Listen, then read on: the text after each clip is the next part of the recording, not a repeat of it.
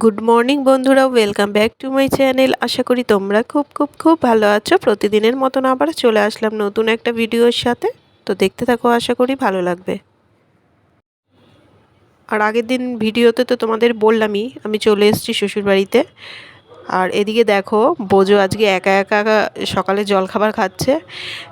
মানে রুটি দিয়েছি, দুটো কলা, আর দিয়েছে হচ্ছে একটা মিষ্টি। সেই দিয়ে পা তো আর ভাঁজ করতে পারছে না, পা দুটো ছড়িয়ে বসে বসে মানে খাচ্ছিল।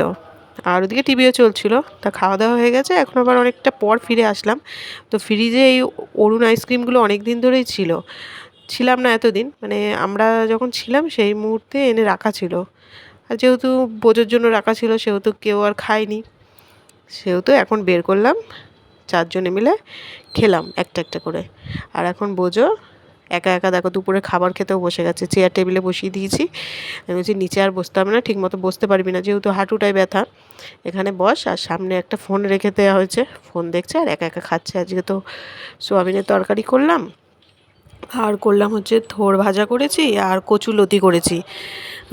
তো মশলাটা আর বাটতে পারিনি, কিছুটা মিক্সিতে করে নিয়েছিলাম। আর সর্ষে এগুলো তো শাশুড়ি মাই অনেকটা হেল্প করেছে। আর আজকে দেখছি হাতটা অনেকটা বেটার আছে, হাতটা নাড়তে পারছি।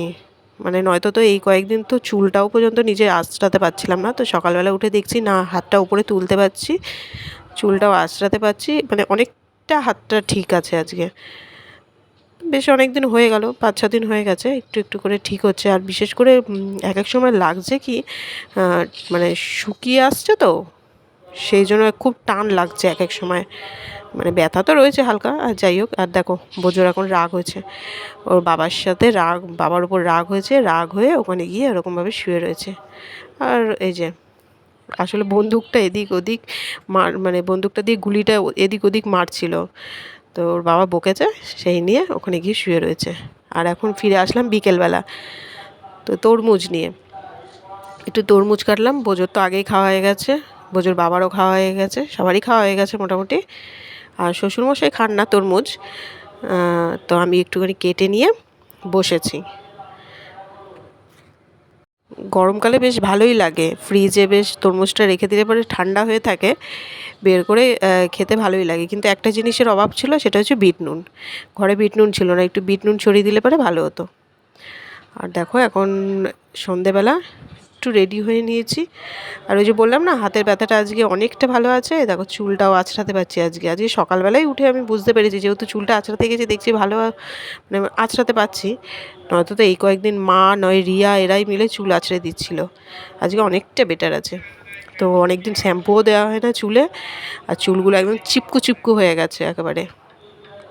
আমি চলে এসেছি হচ্ছে সোনার দোকানে।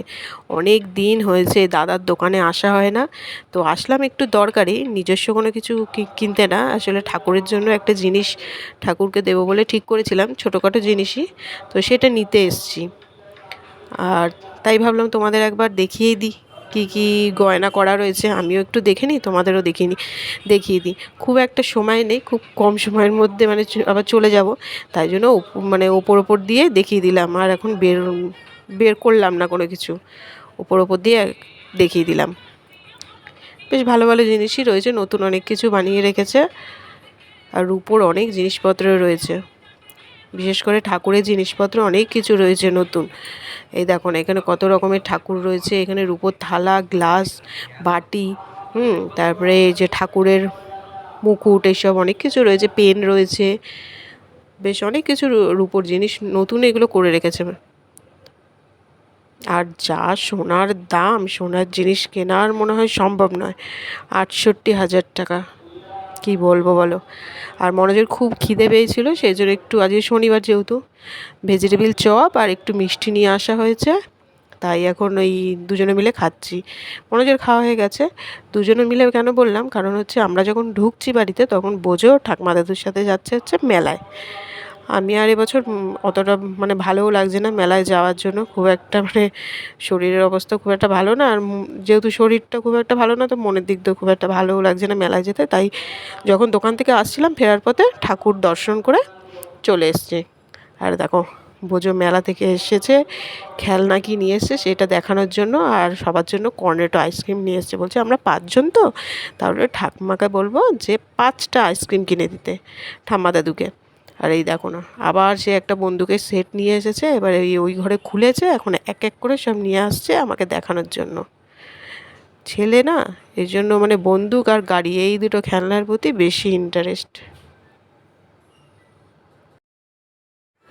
বোঝো তো খেলনাগুলো নিয়ে খুব খেলছিল, মানে খেলছিল বলতে কি, খেলনাগুলো একদম বাজে, মানে চলছে না। আগের দিনের যে বন্দুকটা নিয়ে এসেছিলো সেটা তাও খেলতে পারছে, ওটাও খুব একটা ভালো না, কিন্তু আজকেরগুলো তো একদম চলছেও না, কিচ্ছু না। যাই হোক, আর এর মধ্যে আমার এক ননদ আর নন্দাই এসেছিলো আমাদের দেখতে। আসলে অ্যাক্সিডেন্টের পর আর দেখতে আসতে পারিনি, অফিস ছুটি পাইনি, মানে ছুটি ছিল না, অফিস যেতে হচ্ছিলো।